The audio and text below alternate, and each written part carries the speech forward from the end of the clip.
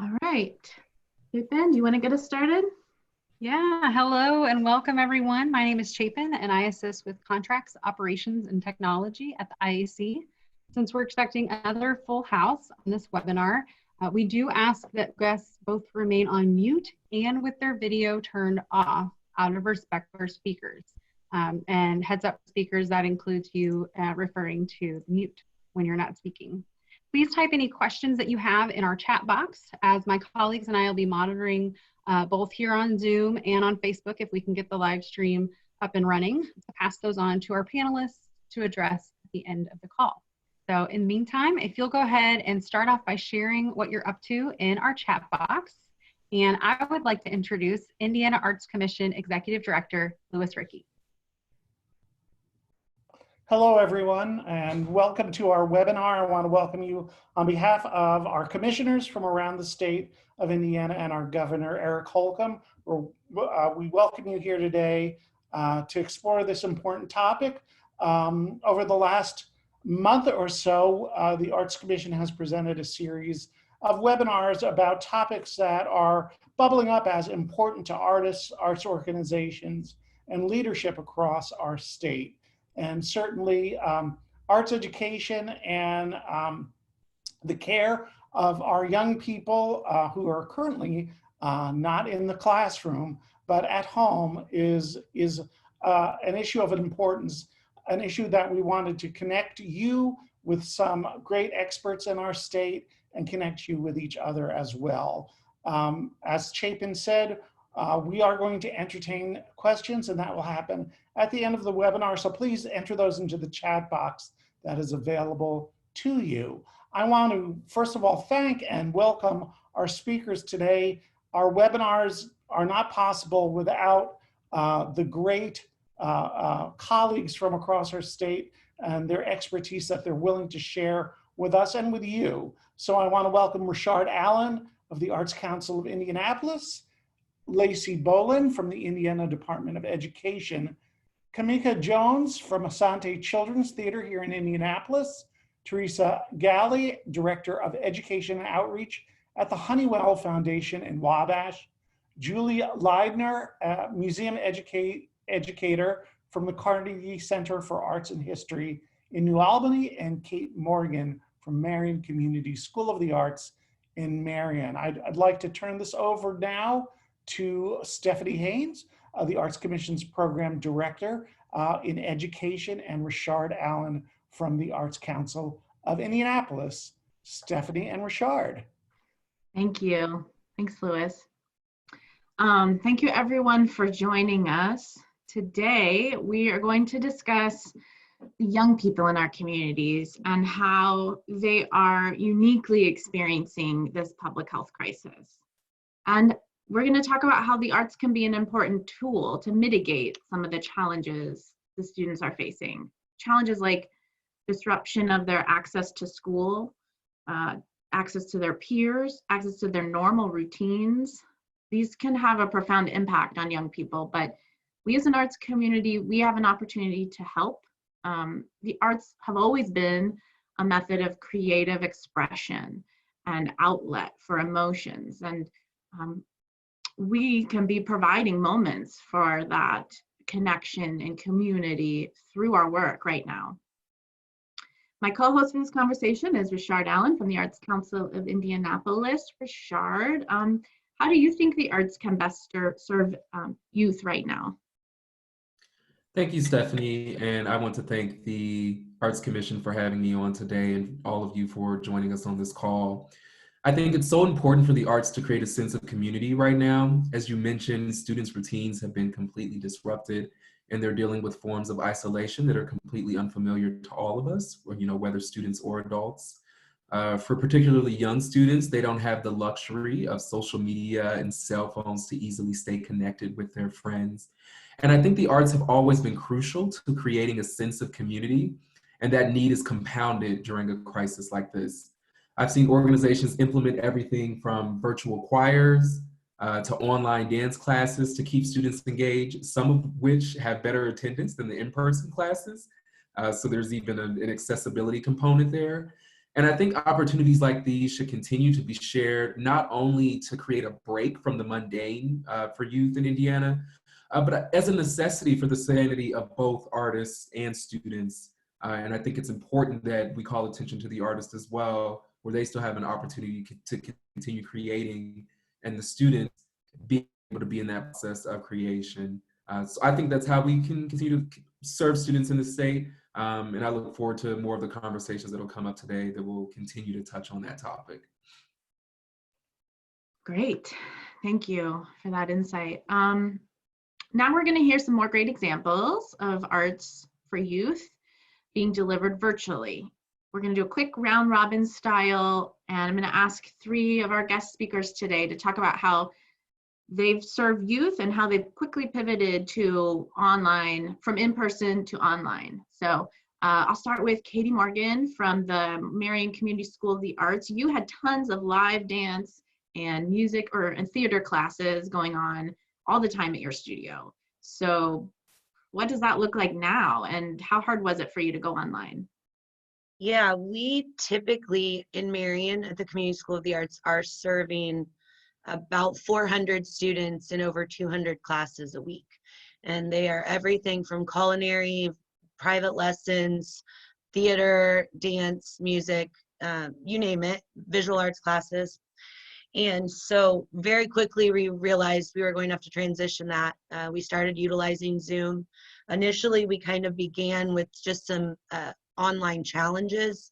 So we were sharing some challenges on social media as we kind of got our jive going, and then recognized that we were no longer going to be able to not just offer some of these to our families, our CSA families, but also to be offering some of the classes free and open to the public, realizing that you know, as a nonprofit organization, we're in kind of a special position where we get to serve the community through the arts greater than just our families and those that we regularly see. So we are now offering 26 classes a week. We have an average of 81 students attending classes per day. We are offering classes in dance, in theater. We're doing Zoom theater rehearsals for a production that we've had to postpone until next fall, so they are rehearsing weekly. Our theater company typically does a family time once a week in the building. They're now doing family time once a week through Zoom, and it's just giving the kids an opportunity to connect with one another, to talk about what they're doing and how they're creating, and it's not just based on instruction.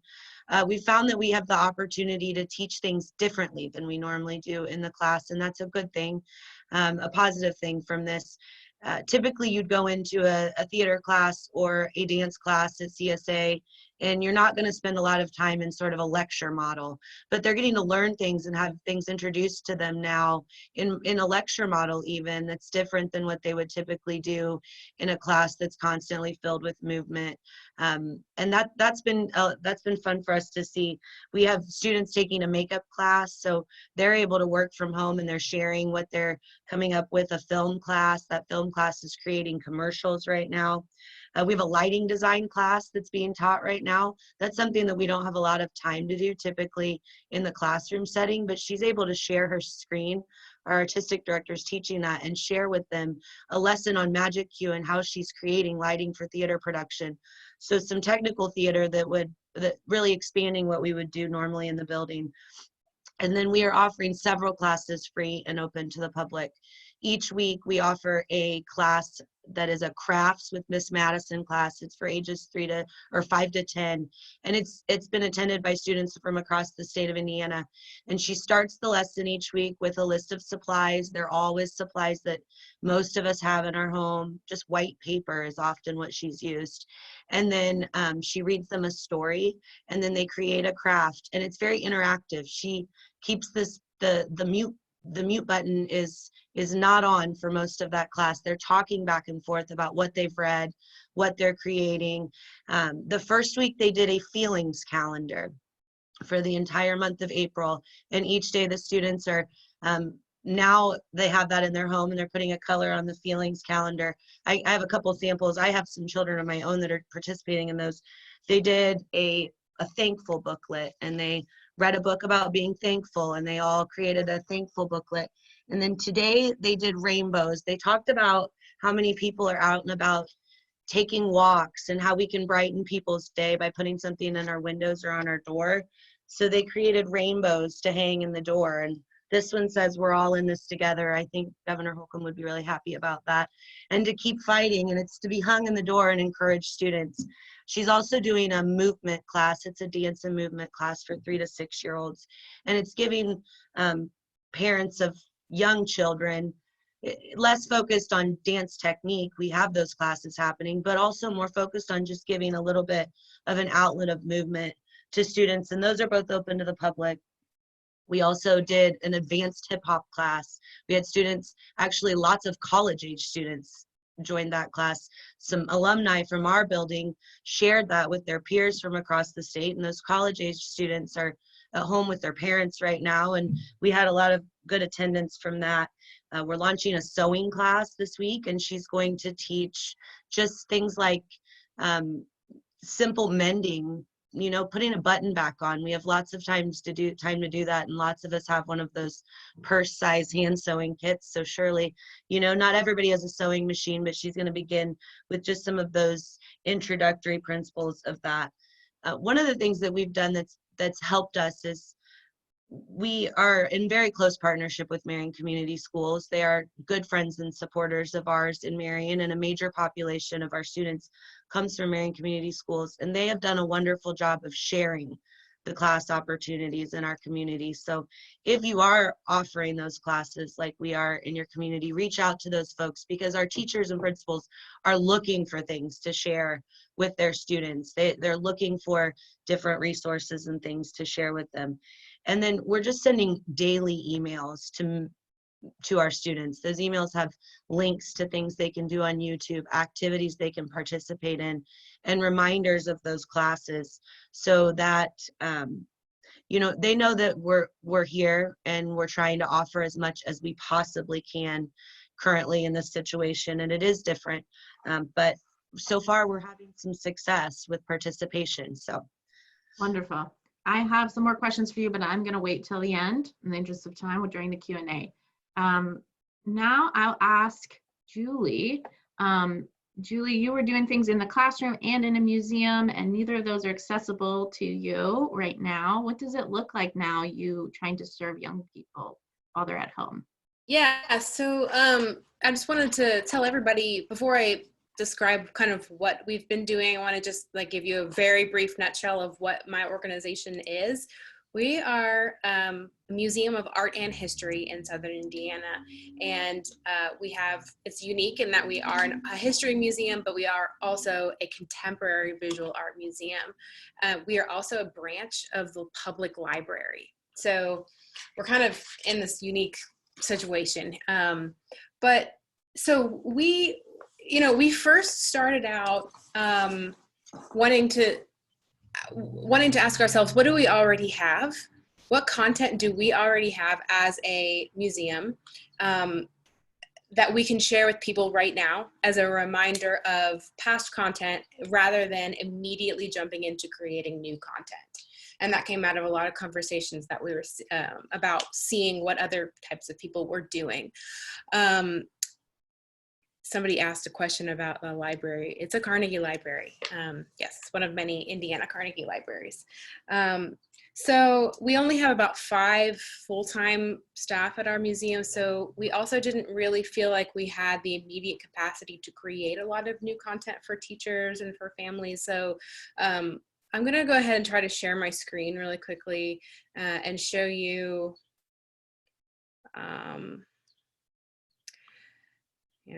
so yeah, here we go, and show you just very briefly, just kind of to illustrate some of the things that we put out for the public. So this is the first page of a clickable PDF document that I created.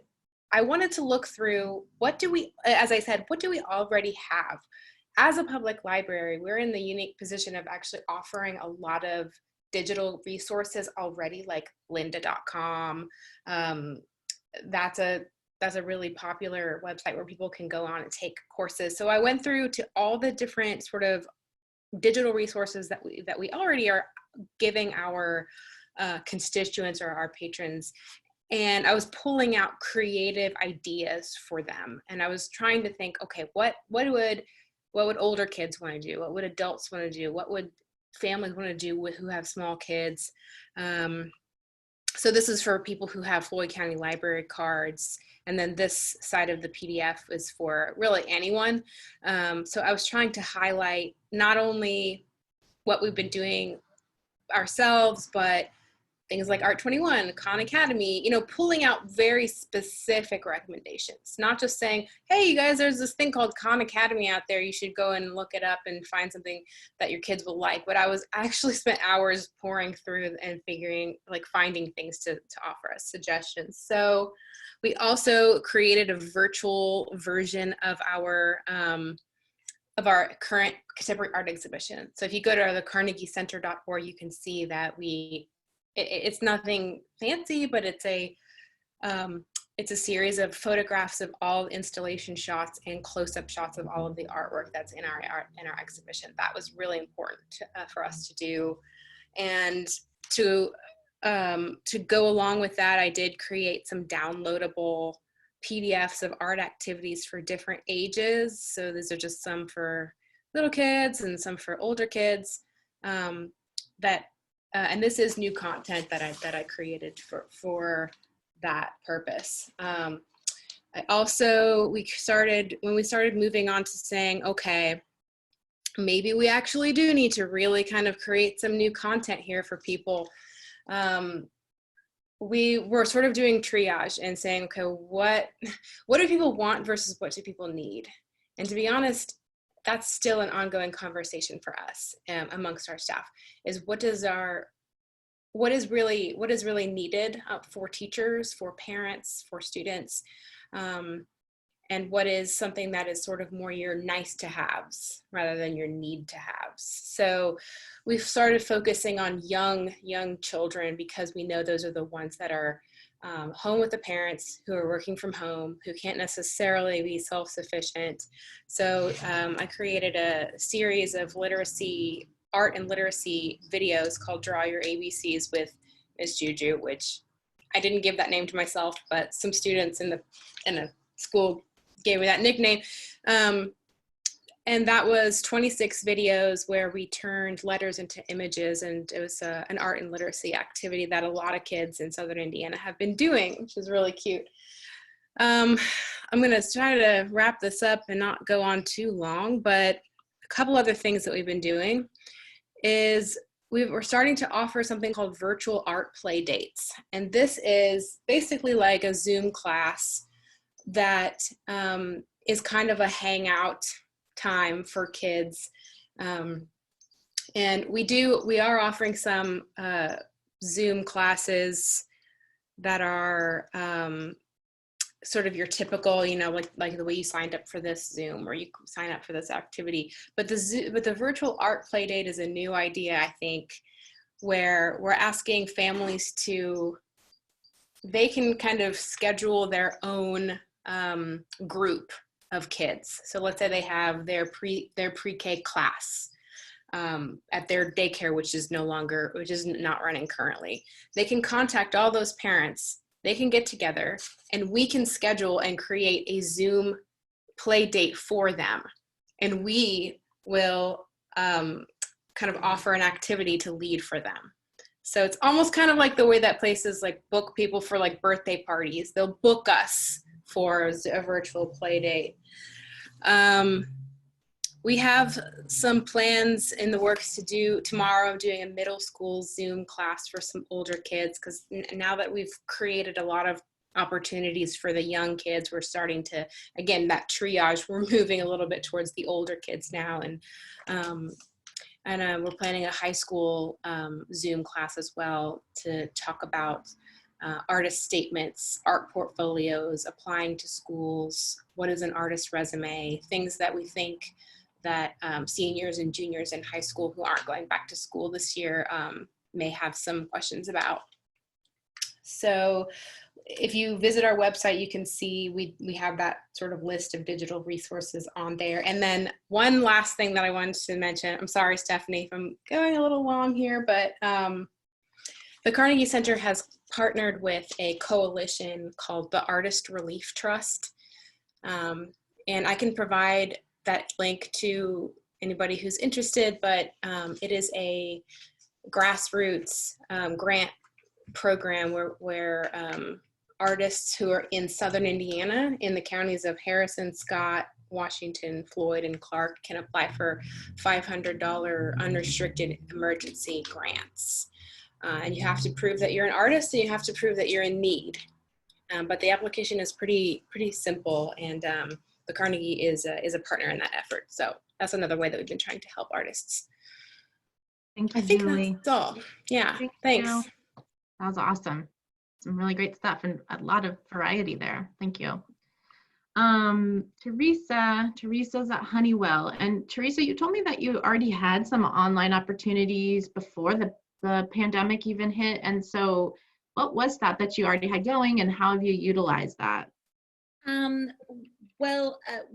We had several different programs that were going on at the moment that things were shut down. Actually, on March 13th, we had our Wabash County Honors Band rehearsing on the stage when our county officials called and said their performance was 3 hours away and said, we're shutting it all down. And so we had to break that to high school students who, this was something they'd been part of every year of high school, and they were losing this opportunity to perform. We bounced around every opportunity during that day. Do we bring the kids back? They've been together all week, and do it via video with no audience. How do we handle that? And in the end, the county officials got together and said, that's not even an option. And so immediately we knew our students needed to connect and stay engaged. Part of our program, we go into the schools and provide arts integration residencies in 8 counties in Northern Indiana. So we were losing March, April, and eventually we found out May of having those artists in the schools. We visit schools in 6 counties with visual thinking strategies facilitation once a month, every classroom. We knew we were losing that initially for a month and again for 3. And so starting on March 20th, we used our social media platforms and some other things we had in place to push out videos with our arts integration artist, Brian Krushwitz. He came in, and luckily we have a media arts program that brings high school students to the Honeywell Center half a day to earn dual credit and high school credit in media arts. And so we pulled our instructor immediately over to help us make some videos that would keep us connected with the schools. And then as we made those videos and edited them, we set a schedule that took us through the end of April, where we would push out a different storytelling, music, that type of, arts related and focused video every Tuesday and every Thursday from the middle of March until the end of April. That schedule, it has launched into part of our website. We now have a page on our website called honeywellfoundation.org/@home. And people can go there and see those videos. But initially, we put them on our Facebook page. And then we used eBlast ability to reach out to 4,000 Northern Indiana educators who are in our database to say, hey, here are these videos. And at the end of every video, we developed a list of response and extension work that was applicable for pre-K through high school students. So even though we might be, one of Brian's videos, he performed a Kamishibai story, bike and all, in the Honeywell Center. And that story is typically used with our 2nd grade classrooms, but our extension work provided ways that even high school students could encourage, or teachers could encourage their students to watch the video and dig deeply around some of the themes that they would have been covering in class. So those videos continue to go out every 2 weeks or every twice a week, and they remain up on the website. And we continue to just reach out to schools to remind them that those are there, that new ones had been released. In addition, we put up a visual thinking strategies image every Wednesday We're pushing that out on social media for adults to participate, and we're pushing that out via email to our classrooms. And then also with our VTS schools, we're using Zoom to host VTS conversations. So tomorrow I'll be doing a VTS conversation with our PACE school, a group of third graders who I'd been visiting twice a month to have visual thinking strategies conversations. Their teachers still been having those about art images, but I get to Zoom in with them and join them for the rest of the school year once a week. And so we're excited we've got that going and that they've got enough students participating via Zoom. One other thing I would share, we have a gallery and we have street banner competitions throughout the year where students in pre-K through 12 submit art and banners are selected to hang in the downtown areas of their communities. We happen, when this all happened, to be a week away from a Wabash County and Miami County banner competition, the receptions for those where we were giving the awards. The art was hanging in the galleries. And then just a couple weeks away from our Rochester area one that involves 3 school districts there. So we photographed all of the art, 286 pieces, and Monday through Friday for the next few weeks, picked a featured school of the day and pushed out just slideshows of all of the artwork that was here with the students' names. Our Rochester work starts pushing out next week so that the students got some recognition and they could take their families to our social media pages and see their artwork. And then we also are in the middle of preparing for a summer theater program. We haven't given up yet. We'll make a final decision on May 1st as to whether we push that forward or change our format. But we immediately pushed out that we would be doing online virtual auditions for summer theater for our students. And we have many, many who've already submitted those auditions. If on May 1st it looks like those programs can't happen in person, we'll be pushing out, that's an art program and a theater program. We'll be doing the art program online where the students will have a Zoom code and they'll come in and work with their teacher from home, and we'll send out packets to the students so they have their supplies. For our theater program, we're going to change it up and find something we can do in this format and then roll our big show to the fall. So really just pivoting and finding ways to stay in people's living rooms and then connecting with educators and asking them to push out. We also had an artist coming in for spring break who normally does projects. Those are free, and we have about 100 to 120 people who attend those. We did Facebook Lives with Candy, and she came here. We had a space we could socially distance to do Facebook Lives. And I want to share that because we had 3,400 views on those 3 videos in a 3-day period, and more than 22,000 reaches. So using Facebook Live as a tool to keep an existing program going, we had it at the same time it was scheduled to be in person, just via Facebook Live.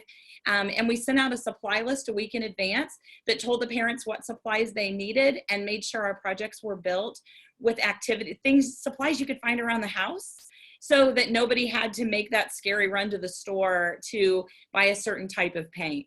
So all of our projects were adapted that you probably had something that would work, and we offered alternatives if you couldn't find one of the supplies that we offered as well. So that was a great success, and now we're working on building those to push out even more. And our thought is, this isn't just to get through COVID strategy.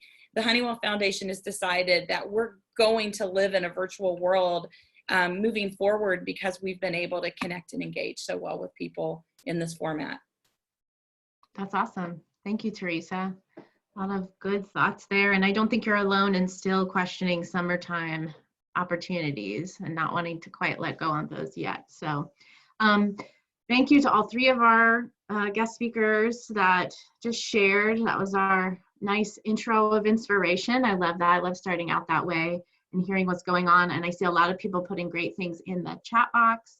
If you want to share what you're doing, the chat box is a great way to share that. We will hold questions till the end, so please keep your questions, write them down, don't forget them for these guest speakers and everyone today. We will do Q&A at the end. So moving on, I would, now we're going to talk about social emotional learning, or SEL. Social emotional learning, it was something that was coming to the forefront of education before this pandemic started. It involves collaboration, communication, and self-regulation, social and emotional. And it occurs to me that at least a few of these are the exact opposite of attributes of isolation. Okay, so how are students socially and emotionally growing during this time while they're in isolation? They're diametrically opposed to one another. And we know from research that childhood, or especially early childhood, but all through childhood, that social emotional growth is key. So I've invited our guest speaker, Lacey Bolin, who was previously a high school art teacher here in Indianapolis. Now she works at the Indiana Department of Education, specializing in Title IV grants, to come share with us more about social emotional learning. Hi, Lacey. Hi. Can you tell us more about what is SEL, and what does it look like in practice for young people? Yeah, so kind of a broad overview of SEL, social emotional learning, is that it looks at the whole person rather than segmenting people into categories. It takes into account the whole person and really recognizes the importance and the impact of our emotional well-being. So I wanted to, as we're kind of going through these questions, I prepared a couple of things to show you guys. So I am going to share my screen if that's okay. And I want to share a couple of resources that we have at the department. So hopefully everybody can see my screen now. Mm-hmm. Okay, great.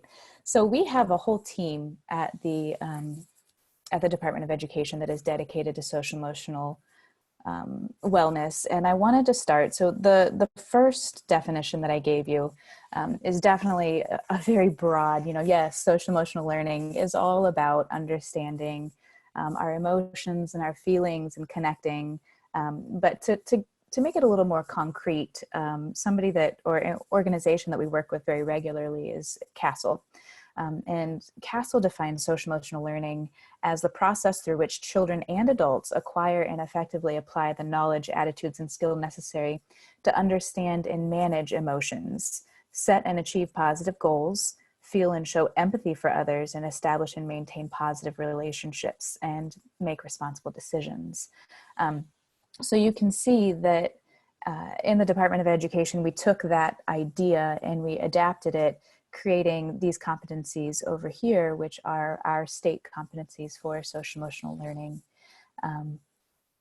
So I think that, in response to what is social emotional learning, it is so many different things. It is really the whole person, the whole plate, the whole learning experience. Great. To give it a more concrete example, it's that right yeah. there. So can you expand more about the arts? What's the arts connection with social emotional? I mean, some of it's obvious, but can you just illustrate a little further what you think? Yeah. So the arts and social emotional learning, it's this relationship that just goes so easily hand in hand. There are some really, really obvious ones, like, for example, critical thinking and critiquing. I heard visual thinking strategies earlier, the VTS, connecting that with the critical thinking aspect of social emotional learning and that whole child approach. And then there are some maybe not as direct connections that people know, like we all know this in the back of our minds, but we don't know that there's research out there that proves that when you're creating art, I think they said like 15 minutes into creating something and your body starts to actually change the levels and de-stress itself as you're creating. So that plays into the regulation piece. There's a lot of sensory motor pieces that play in as well. We can all recognize the fact that finger painting is this super basic thing that we all begin with when we start our life, but also, our creative pursuits. But that tactile experience does so much more than we originally gave credit to.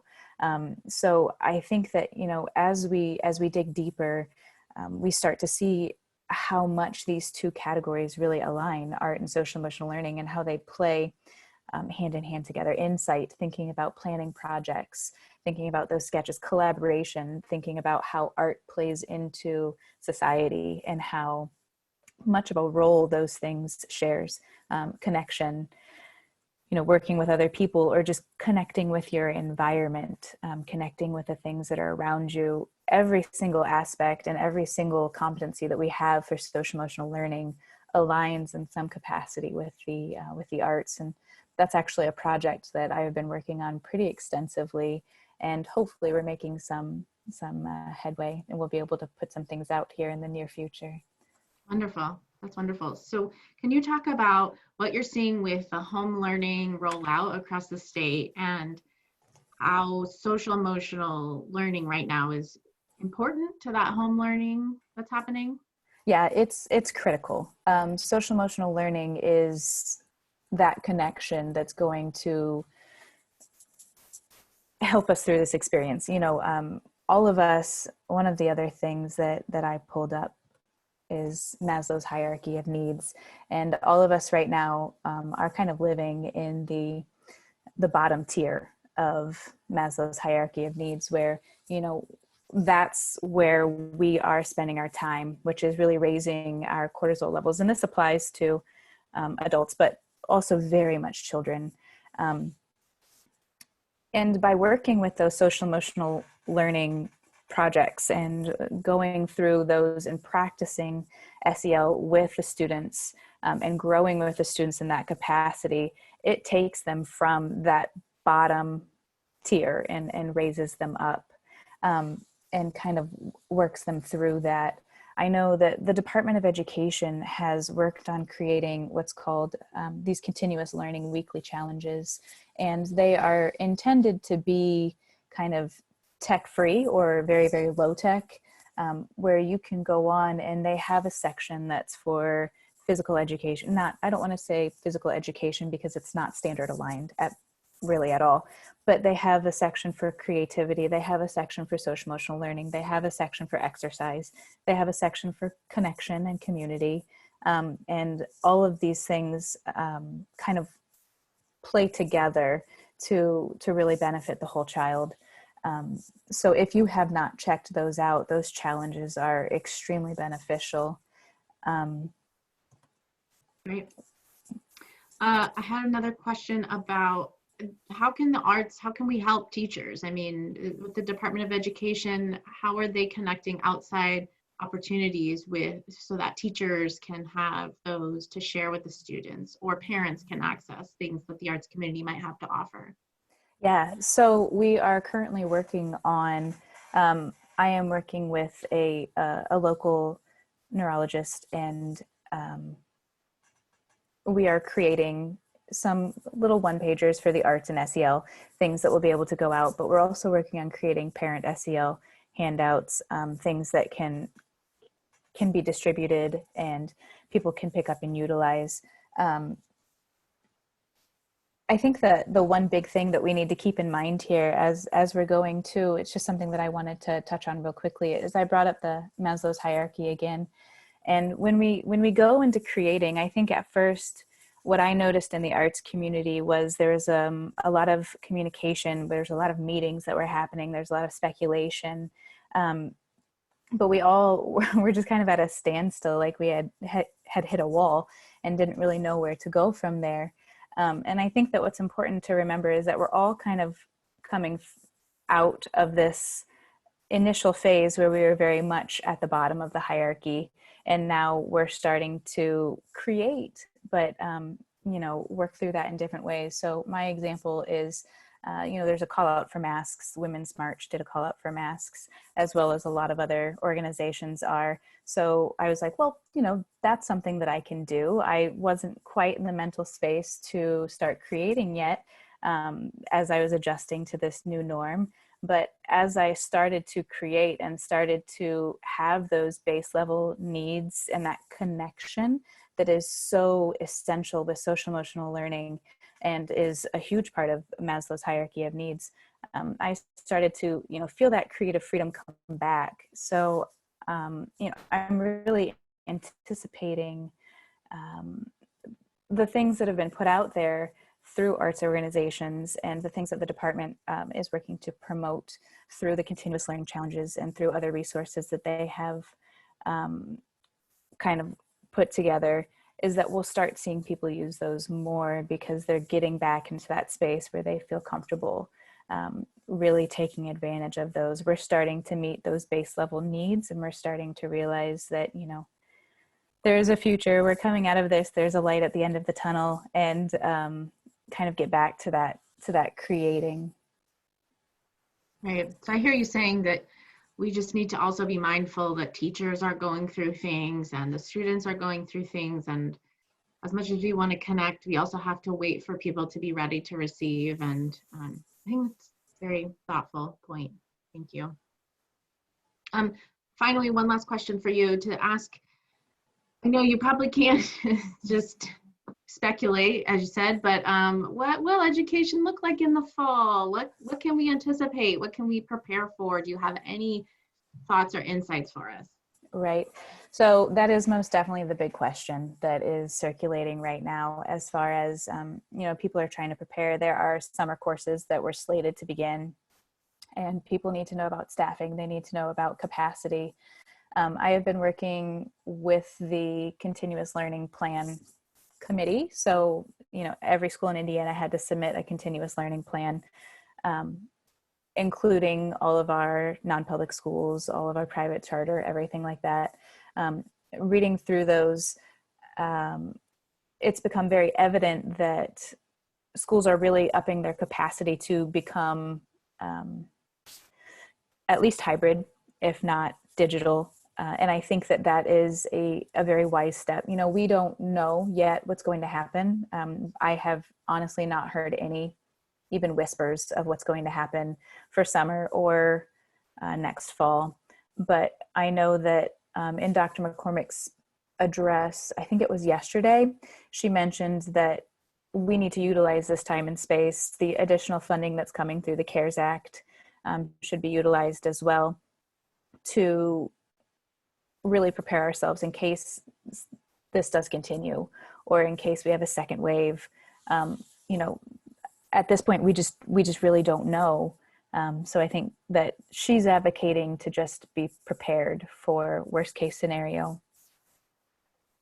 Great. And I have follow-up questions for you for later, because I know your Title IV grant has some impact on internet access for youth. So that is definitely going to be something we talk about later in the Q&A.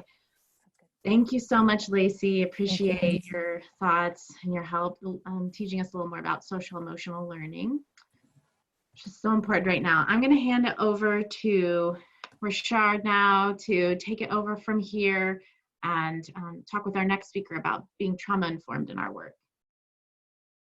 Thank you, Stephanie. Before this pandemic began, many students were already facing stress and anxiety-inducing situations in their personal lives, including everything from racism to food insecurity. And we all know this impacts students' attentiveness and engagement in the education process. So it isn't far-fetched to assume that these same issues persist during this public health crisis, along with new stressors resulting from fears around health, lost family members, and isolation, as we've mentioned several times. With all this considered, what should artists and those serving youth keep in mind when they're providing opportunities for creative expression? That's one big question right now. And we're lucky to have Kamika Jones of Asante Children's Theater's new Sankofa Paradigm program to discuss the importance of a trauma-informed approach to your arts practice, or to an arts practice. So Kamika, thank you for being here. And just to start off with, if you could introduce yourself and then answer the question, what does trauma-informed arts work mean, and what does it look like in practice? Well, thank you all for having me. I can start with first telling you a little bit about what the Sankofa Paradigm is. It's a program that has come to life through a grant from the Women's Fund of Indiana, and it's also a partnership with the Boys and Girls Club of Indianapolis, Community Health Network, and the IUPUI School of Health and Human Sciences. We do performing arts training, and that will include like theater games, improvisation, acting tips, dancing, singing, costume design, everything that's involved with putting on a theatrical production. And we serve girls ages 7 to 18. And we do have a full performance planned at the end now, a virtual one.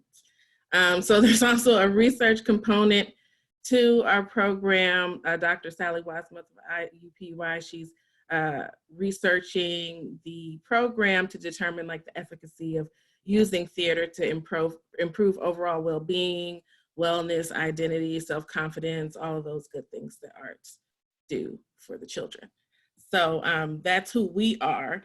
And as far as what trauma-informed arts work means for us, well, the way the grant was developed is that we address specifically like systemic oppression and structural racism by combating those things with positive images of people that look like the girls that are in the program, whether that be from the facilitators in the program to the materials that we use, the books that we draw from, the videos that we show.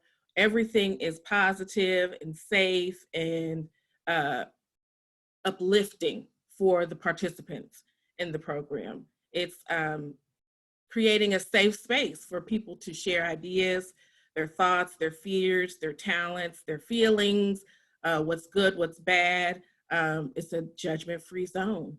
It's, hey, come and tell us, do a little show and tell, do a dance, do a song, tell a joke, and we're all here to support one another. It's creating an environment that is encouraging for people to kind of take that risk and share themselves and come out with a new sense of confidence.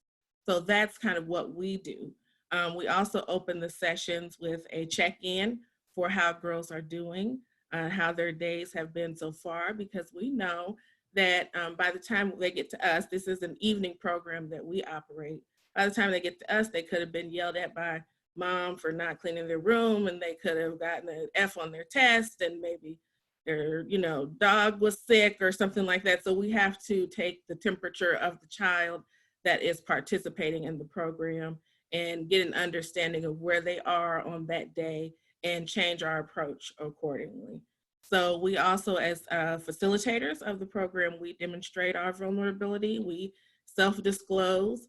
It is a small group that we work with.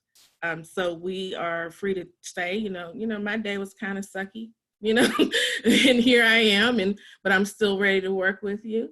And we try to build that positive rapport with each of the participants and with their families, especially since this pandemic has come to pass.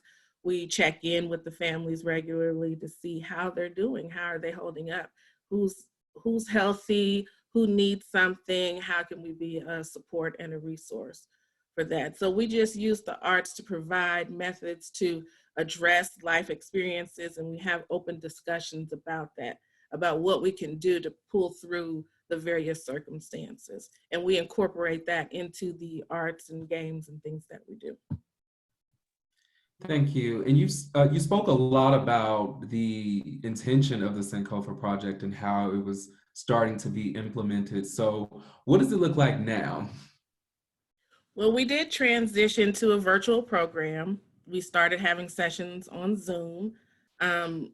For the families that I reached, everyone did have access to Zoom, so we didn't have any real issues with people not having access to the internet or to the app. So we were able to do that. And so far, so good. There's still a lot of engagement. They're still really interested in participating in the program. We had a really strong group of girls. It was our pilot session, so we are a brand new program, but everything has been really positive so far with the transition. And you mentioned having check-ins as a part of this process. So have you found any trends in what kind of things come up now in this virtual era compared to what they were saying before everything happened? Well, for the most part, the girls have been in a positive mood. I can tell you one time we did a check-in and asked the girls to describe their feelings using weather terminology. And one of the girls did say she was sunny with a chance of corona. So that was pretty entertaining for us all. So yeah, we are noticing that there is an impact of the pandemic, but the girls, for the most part, are still staying really positive, still staying really engaged and active with their families, feeling a little bit overwhelmed by all the schoolwork and all of the assignments that are due online, but they're okay. Yeah. So how did Asante Children's Theater go about preparing to approach trauma-informed work before the program started? Well, Asante Children's Theater has been around for 30 years, and I think they were doing a lot of the trauma-informed care work before they even realized they were doing trauma-informed care work. Much of it has to do with the environment that is created, especially, you know, I'm coming from a behavioral health background myself. So in working with children who have had trauma, you want to create a safe place. You want to create structure, consistency, reliable adults who can be trusted, people that they can start to build a rapport with and kind of repair some of the negative impressions that they've had of other people in the past. So that is something that the Asante Children's Theater had been doing for many years, because the facilitators really were 100% invested in the child as a whole, not just in how well they can perform this piece on the stage because we have this show coming up, but them developing as a human being, their character, how they treated other people, how they supported their fellow participants, you know, what was life like in their household. So all of that lends to trauma-informed care. Like I said, with the Sankofa paradigm specifically, we were working toward combating that systemic oppression and structural racism through the development of a greater sense of self and cultural identity. So just feeling good about who you are. I'm great because I'm me. I love me. I like my hair. I like my skin. I like my eyes. I like my teeth. You know, I love me for just who I am. And I don't have to apologize or make excuses for the way I look or the way I talk or the way I dress or any of those things. I just am who I am and I love it. So that's what we were trying to instill in the girls. And we go in also with the notion that, I mean, we would be hard pressed to find anybody who hasn't experienced some sort of trauma. I mean, whether it's the loss of a loved one, especially now, you know, someone getting sick, the fears that come along with that, maybe a car accident, maybe a really serious health crisis that you or someone that you know has gone through. So pretty much everybody we know is either in a traumatic state or has been experiencing trauma at some point in their lives. So we understand that the population that we specifically serve may have even experienced complex traumas that they may not be aware of, things like structural racism, because that affects where you live, what you do, where you go to school, all of those things like that. So we go in with the notion that everybody is kind of there, and how do we combat that? And we do that with love and care and kindness and support. We, like I said, we do a feelings check-in. We contact the families. We provide that safe, warm, loving, caring environment, a place where a child can thrive and grow and see the possibilities of who they are and what the world can be. Thank you. So lastly, are there any resources you would be able to share about Sankofa or trauma-informed work in general, if there are people who are interested in incorporating this into their artistic practice? Yes, I did send some links that we can add and share by email for those who are interested. There is the National Childhood, it's like nctsn.org, that has a lot of information about working with children who have trauma. And then we have the Asante Children's Theater website that has a lot of information about the programs that we offer. Because we also have a Prep for Life program and the Academy program, and they're all trauma informed in the way that they just keep building that child up, because what better way to change the world than to just build each child and send them out there fully formed and loving themselves. So that's what we do. Awesome. Thank you, Kamika. And thank you to all of our guest speakers today. So now we are going to open it up to Q&A. If you have a question for any of our speakers, go ahead and put it in the chat box. I've been reading through there, so I have a couple already. And I will start. We want to get back to the rural access, internet access question. And I will have Lacey answer it about how the Department of Education has different ways, Title IV and other ways to get internet to people. But then I also want to ask Teresa after that about, I think you said you were mailing packets to people, is that right? Okay, so then Lacey, can you tell us more about how your program and others are getting internet to students? Yeah, I'd be more than happy to.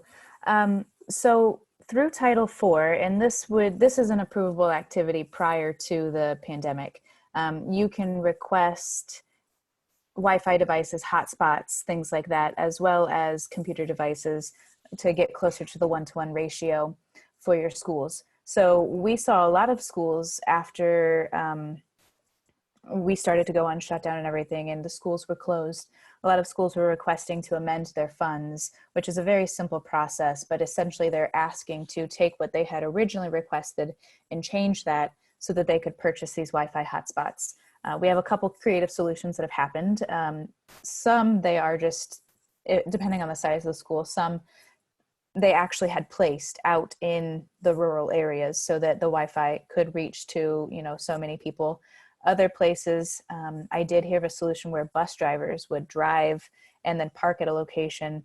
Maybe it would be like, a small neighborhood or a mobile home area where that Wi-Fi then would be accessible to all the students there. So they've tackled that a couple different ways. We have also seen some paper and pencil packets. And again, I know I said this previously when we were speaking, but the continuous learning plans were intended to provide activities for parents and children to engage in that didn't require a lot of parent involvement, that are very, very low tech as well. Awesome. And I did see Dr. McCormick on one of her recent briefings, encouraging the state to increase internet access. That's something that other departments are able to help with as well. Yeah. So real quickly on that, we have had, I've been speaking with sometimes I have to remember if this is, a state thing or a national thing, but there have been a lot of people who are talking about internet services that have been made available through their providers. But through Title IV, you could also pay for those contracts. So you can pay for just about everything through Title IV. On top of that, we do have the CARES Act funding that is coming in. We received our final allocations today. So that will be going out to the schools, and the schools will be able to utilize that to do everything from internet service to cleaning the schools to purchasing more devices. You can also use Title I for some of that, but Title I comes with a lot more stipulations.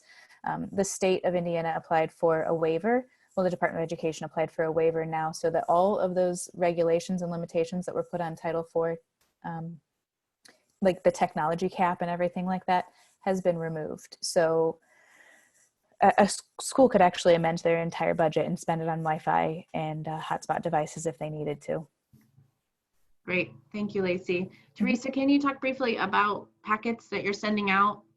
Yeah, that would be, that's our backup plan for our summer art camps if they can't happen. Normally we have about 100 to 150 students who participate in those.